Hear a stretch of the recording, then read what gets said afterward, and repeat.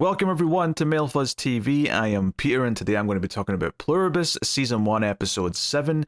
It's called The Gap. So spoilers for the episode, and it's not the clothing store. That was a dumb joke. That just popped out of my head right there in the moment. I wasn't planning that joke. I regret everything about this intro.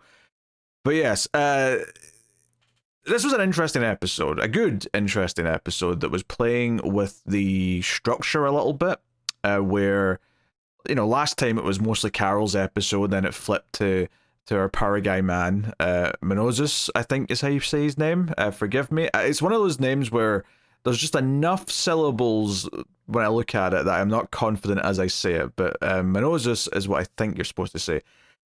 He takes up a good half of this episode, but it's in the middle of the episode. We get kind of like a first chunk with Carol, and then we get an end chunk with Carol. And the middle is all his, and his trip as he's driving through South America and seeing everything and so on, and ultimately getting to the like a jungle or whatever, the gap, if you, the titular gap that he has to cross through. And throughout this journey, as he's getting there, he's driven alongside, and they say, "Hey, drink some water. We've got water here. We can drive you. We can give you a lift. We can take you wherever." And he just ignores them, or in fact, he even has his knife ready in case he has to defend himself. He's clearly still very paranoid about them, so on and so forth. Visually, up front, just all this stuff looked great. It's so funny that we had that one really bad shot or two from a couple of episodes ago with Carol on the roof with the green screen, because so much of the show does look fantastic, and it really felt like, oh hey, they went to a lot of real locations. Maybe it's not everywhere they said they were. Maybe they're cheating a little bit, like any movie or TV show does. But it felt like real tactile locations. Everything looked great. It felt when he was going through different cities, they felt a little bit different, and that was cool. Visually pretty stunning. And then all the stuff once he's in the gap is in the jungle is pretty great too. It feels like he's somewhere real. It doesn't feel like he's just standing in front of a green screen. So, compliments to how the production value feels high is what I'm trying to say. It feels expensive as you're watching it, and it makes everything have a bit more of a feel of realism to it. So, the big thing, though, is when he gets to this gap, and we've seen how he's like refusing to accept even getting fuel from the hive. He has to go and siphon it himself from other cars, and he leaves money behind, believing that one day someone will need to be paid for what he's taken from them. So he's still very much living in the old ways. But they stop him at the gap when he's getting ready to get out of his car, and they say, "Please don't do this. This is extremely dangerous. Most people don't make this trip. There's no marked path to go on. There's tons of poisonous, venomous snakes, spiders. There's bacteria. Infections can occur so easily if you even get the tiniest cut. It's very difficult for you to survive this. Please do not do this. It's very, very dangerous." So they're basically trying to, they're saying, okay, this is the part where we have to try and stop him. And they won't physically force him and stop him, but they will do their best to convince him. And as they're making this speech, he's just packing his bag. He's getting ready to leave. He's clearly not listening to them, which fits with his character up until this point. And then he sets the car on fire. He gets whatever fuel he's got left in the canister, and he starts pouring it onto the car. And you realize that he would rather, because they offer to fly him to New Mexico, and they say, "Hey, we can even transport your car for you, so you've got your car when you get there." And it feels like he is going out of his way to burn the car, because he would rather, because he basically, before they even show up, when he stops the car, he gets out and he turns and puts his hand on it like he's saying goodbye to the car. Like, this is as far as the car can get him, because we're now into kind of more a wild country as opposed to civilization. And he burns the car because he would rather have it sort of go away, to end its life, for lack of a better term, than have them get their hands on it.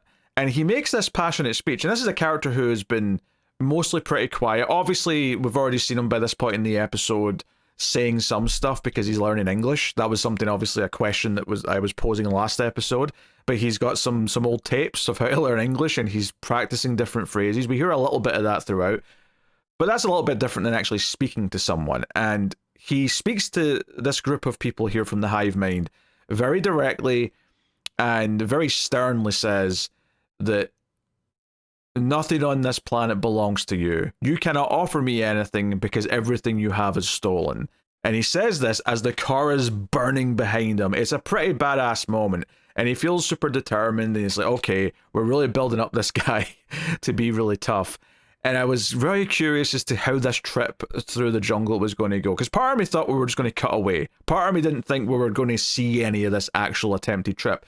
But sure enough, just like him driving through the different cities and going through all this more scenic areas, we get like a pretty extended montage of him walking around, almost tripping on rocks, and you realize, oh, if he trips and like breaks something, he's screwed unless the hive mind are watching from above, which is kind of implied earlier on that they are, but we know he doesn't want that help. So he keeps going and he's crossing different things. And then the big moment that I think everyone's going to remember from this, and ultimately the thing that leads to his downfall here, where they do come in and save him when he's maybe like possibly dying, like lying there, is that he encounters these trees, and there's almost a great jump scare here actually, where he almost like leans into a tree, which I will call the spiky tree. There's these trees that have got all these spikes sticking out of them. It's a very natural thing, but they're very dangerous looking. And he catches himself, he doesn't do it, so we get like a tense sequence as he's walking around these spiky trees on a very uneven, like sort of hillside ground as well. It's not like it's a flat surface where it's easy to just kind of dance around them. And it all comes to a head when he's walking over some rocks and the rock slips and he falls back. He tries to grab onto a vine or whatever, but he can't do it, and he falls back first on against the tree with all the spikes. And he screams out. It's a proper scream. It does the whole thing where it cuts to the big wide shot of the jungle, and you just hear the scream echoing throughout the ravine or whatever. It's it does the main trope, if you will, but it's really effective. And he's still a badass though. He's still like burning his machete to like try and cauterize the wounds or whatever. He's trying to still do this on his own. And it's not until he collapses and he physically can't move anymore where they fly in a helicopter. And the surround sound here was really good, actually, of the chopper blades going around. Just like a sort of low thumping, because it's like he's kind of out of it, so he's not hearing it kind of like normally. It's like he's kind of like his ears are like blocked up or whatever. But it was a really effective moment, and he's really got no say at this point. And I guess that, now they're like, hey, maybe they're like, we can go in and save him now because he can't stop us from doing it. So it's this weird thing. But yeah, it's a very interesting journey. A lot of the stuff in the jungle was quite thrilling, actually, in really small, subtle ways of like the simplest little trip could be the end of it all because there's no one else there to help him. In theory, the hive mind is watching, but you know what I mean? Like, if he was really on his own, which it feels like he is most of the time, it's like one little thing could end the whole trip. And like, is he even sure he's going in the right direction? I hope he is, but it's hard to tell. So once again, it shows that one of the things I was saying last episode is the idea of him making this more difficult on himself when he could just accept help. This episode takes that to its ultimate point, where he is going on this dangerous trek through wild jungle, being told that it almost means certain death, and he's still willing to do that, then accept anything from the hive mind. Water, fuel, never mind transport or luxuries, nothing. He is refusing any of it. To a fault, to his own detriment, to his own possible death. He is not willing to, and that feels like a lot of real people, right? And not necessarily like people that you would want to agree with inherently, actually. Usually people who are that stubborn about something where they're refusing help. I don't want to get too, topical or into anything, but someone refusing medicine, for example, I'll say, when it could just save them and is, recommended by a professional, and they say no, and it's, to their detriment. Like, and I'm not saying that I'm comparing this guy to that, but I do think that sort of idea and theme and subject is kind of something we're supposed to be thinking about. But I do think this is very a smart show, and it's making us question things from every angle, and I think the ending of this episode really does that as well, which I'll get to with Carol. But Honestly, the most shocking thing of the episode might have been the time jump when it went back to Carol, because we were still on like 12 days something at the start of the episode, and then it jumped up to like 48 days, I think, for the last section. So that was wild. So Carol's side of all this is very much obviously split in two, right? The first chunk and then the last chunk. And the first chunk is the direct aftermath of last episode, where she's going to basically start enjoying the power she has, and just sort of like, you know what, nonchalant, I'm going to enjoy this. And we see this whole thing where she stops over a station and she wants some Gatorade, I think she said, and she has them fly it in the drone. She asks for ice cold, and she phones back just to tell them that she asked for ice cold, not tepid, ice cold. Do better next time. And what's so interesting about comparing the first chunk and the last chunk is that in the first chunk, she is constantly singing, especially after this. This feels like when she starts to like get into like a good mood, and she's enjoying doing whatever she wants. And she finally, it was brought up in the last episode that she's driving this crappy cop car when her other man's got like, a car for every day of the week, and they're all ridiculously luxurious and expensive cars that he's just taken. And Carol has that moment here when she goes to the golf club and she's enjoying just playing golf and killing time and not having a care in the world.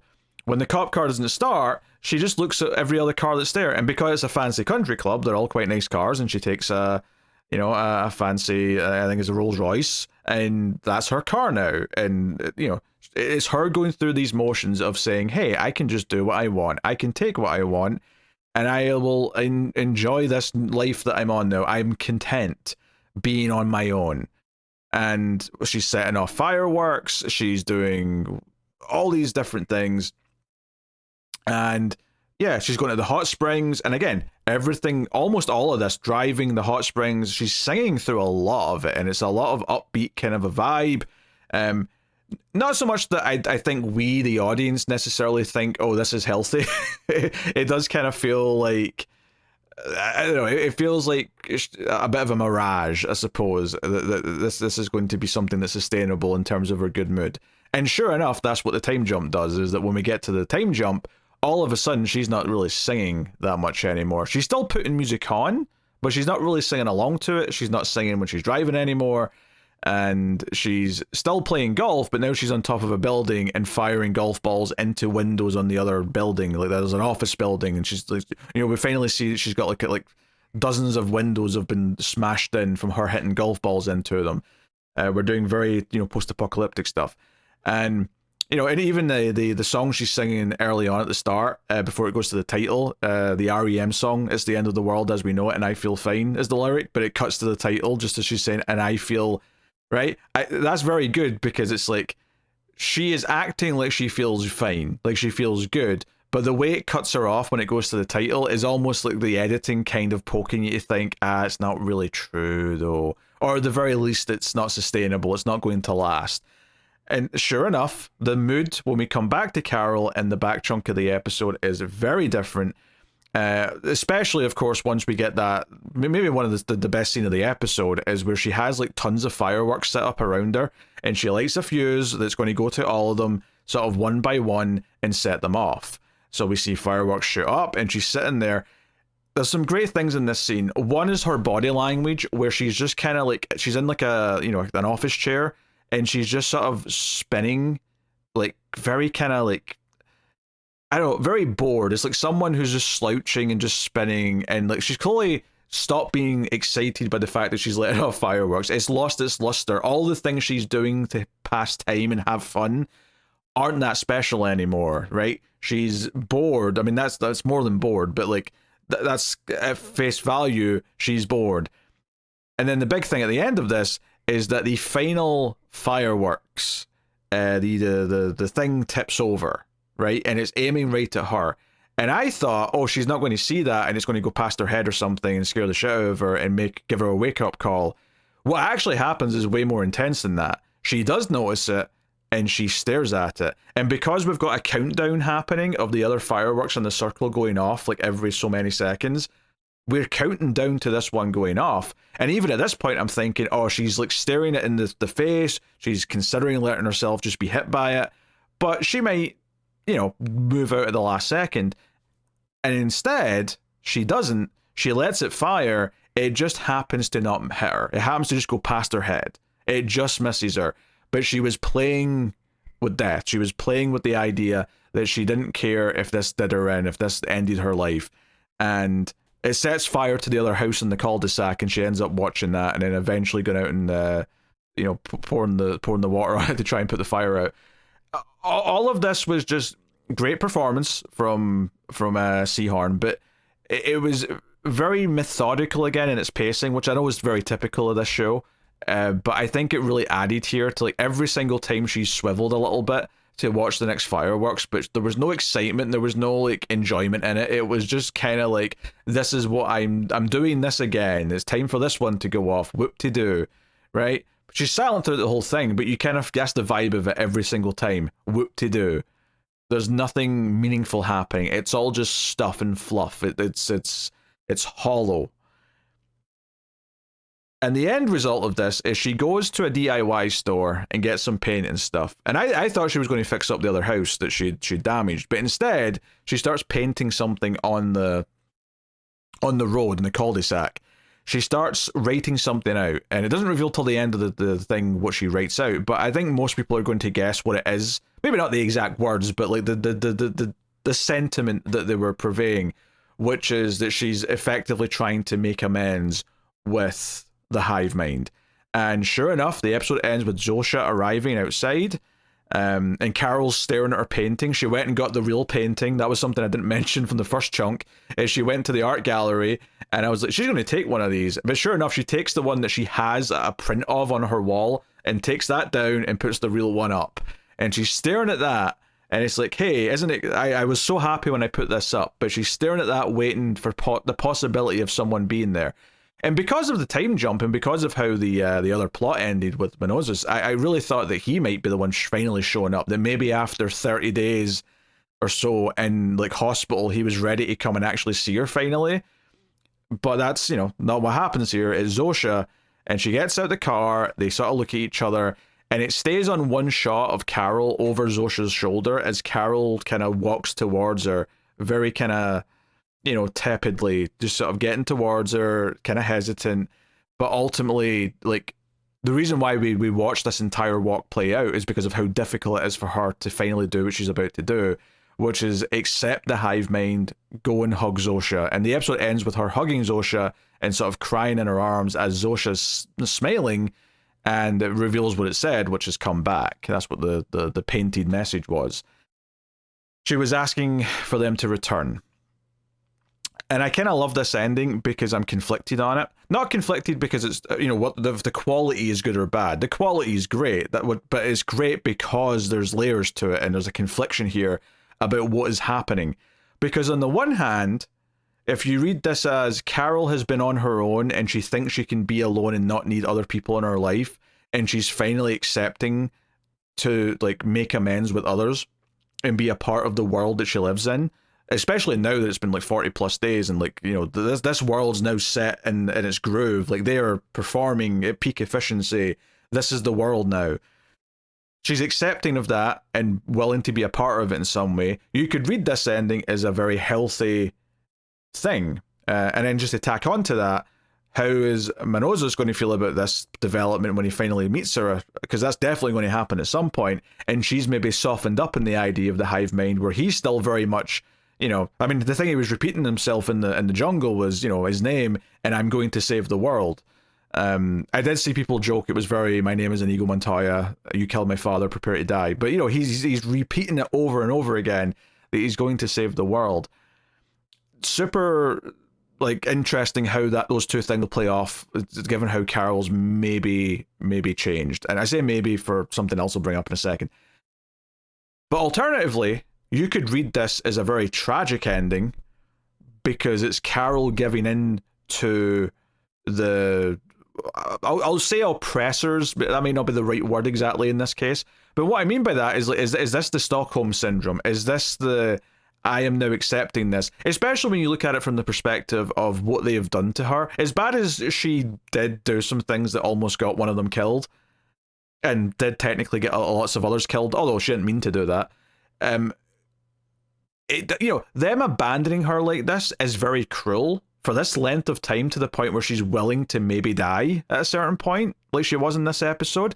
That's actually kind of abusive, right? It's one thing to say you want space, but this is actually a very cruel thing they have done at this point. And the way Zosha, representing the entire hive mind, is smiling as Carol's breaking down on her arms, it kind of feels like in some ways you could read this as them feeling like this is a victory, that Carol's finally given in, that she's finally broken down and given in to the people who are in charge, and her will's been broken. And I think you can read it that way, and I don't think it's an invalid read of it either. I think you can read it both as a healthy thing that Carol's finally willing to be a part of the world, and unhealthy that she's given into the Stockholm Syndrome and is accepting the people in charge. Like, you can read it as kind of both things at this point, and it's hard to say where to go with that. And I think coupled with that speech that Minos gave of, like, you own nothing in this world, you stole everything, like, there's layers to that as well, that I think this idea of, like, are the collective hive mind inherently a bad thing or not, is such a fundamental question of this show that I still don't think it's given as a real answer for intentionally, because it wants us to think about it. It wants us to weigh it up and consider the good and the bad here, and obviously from a thematic level what it all represents, and the sort of themes that we're discussing because of the scenarios that it's presented as. But I really loved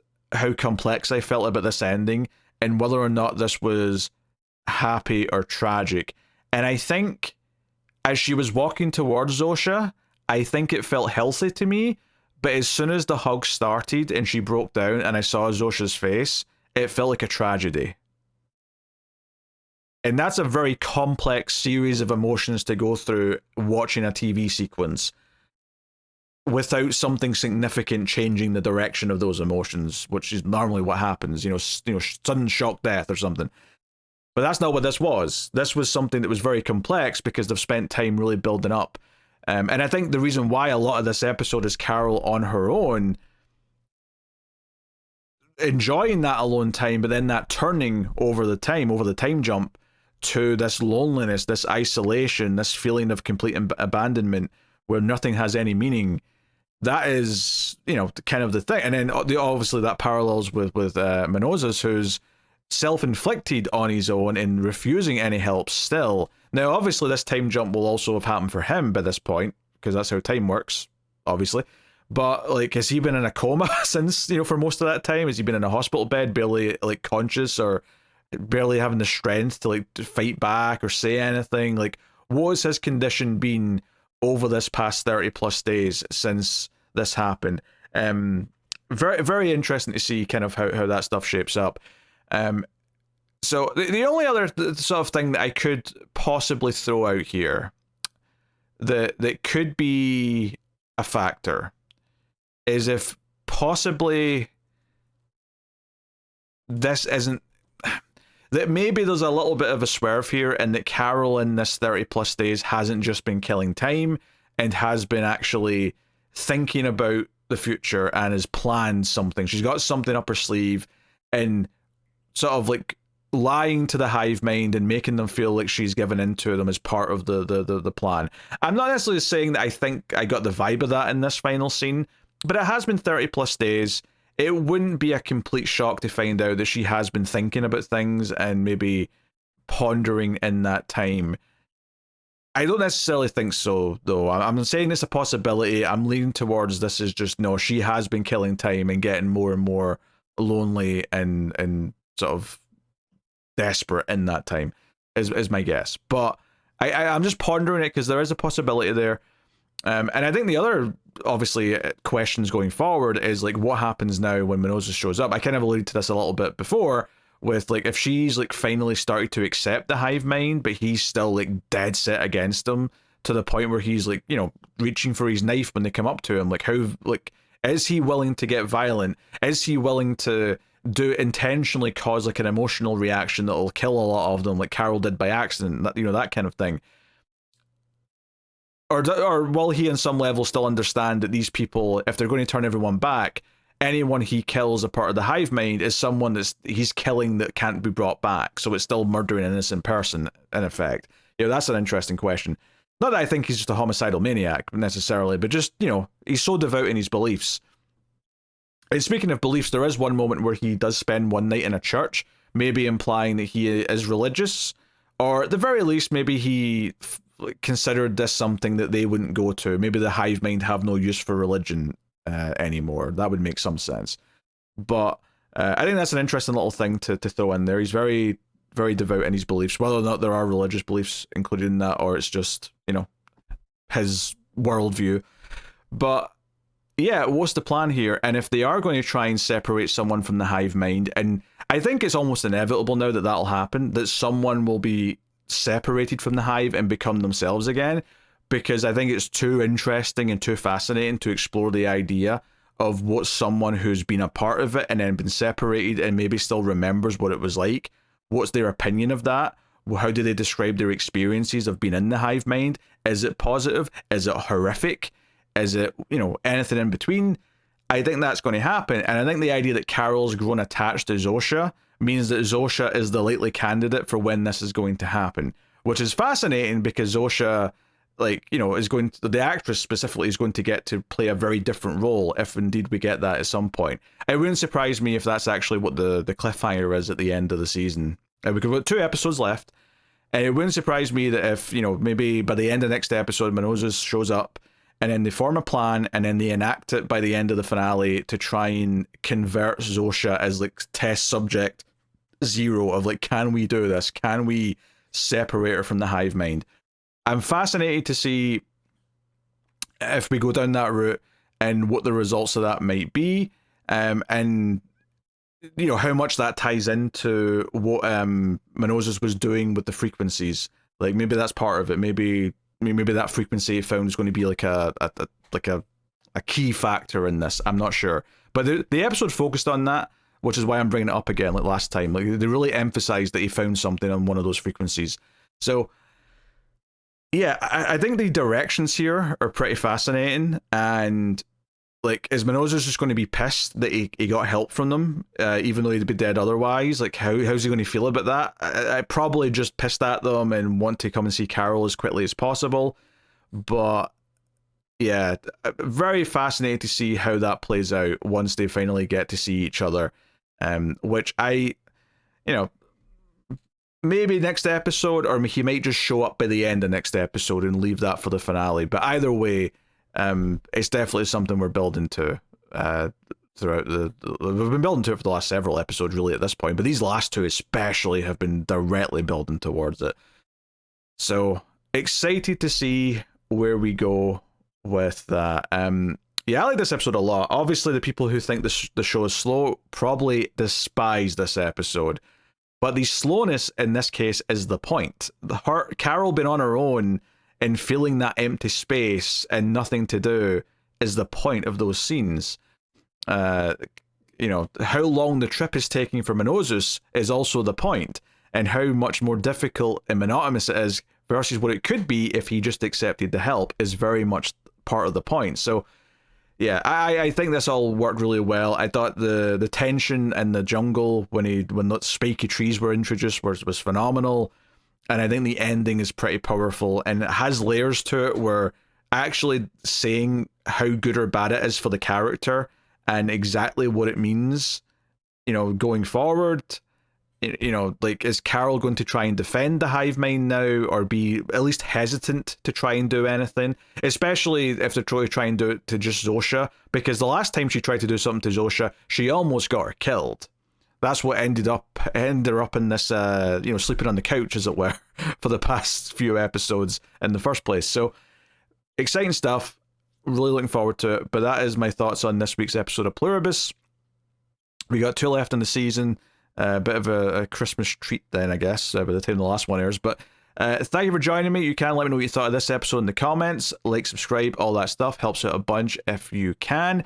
You can support the shows, all the reviews, and also all the movie podcasts over at MailFuzz Movies. Make sure you check out that too. You can support everything over at patreon.com/MailFuzzTV or via YouTube membership. Any help is greatly appreciated. Thanks to everyone who already does. That is me. I'll see you guys next time. Keep watching TV. Have you got any vanilla?